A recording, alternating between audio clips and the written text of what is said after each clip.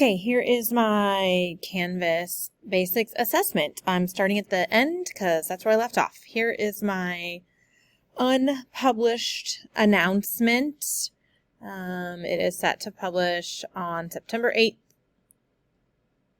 I'm sorry, it's September 7th is when I have it at midnight. So right when we start for the September the 8th, on my home tab,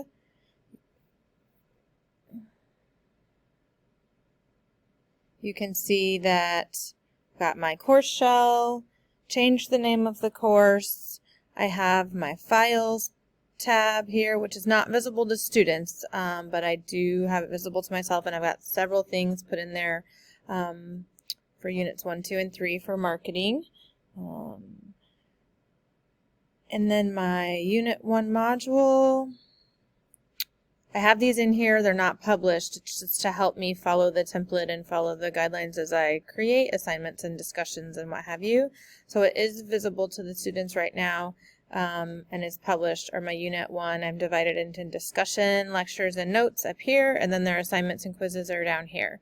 So there's one assignment that I've actually put a due date on. At this point, Marketing Basics Activity 1 is due September 11th.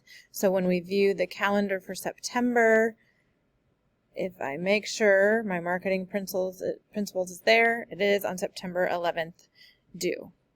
The only other thing I need to show you is an assignment in Student View. So let's go back and go to Student View.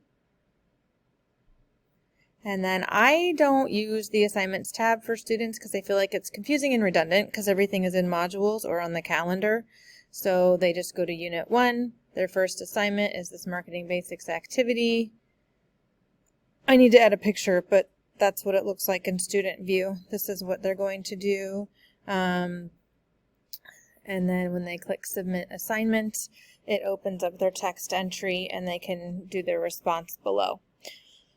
I believe that's it. Thank you.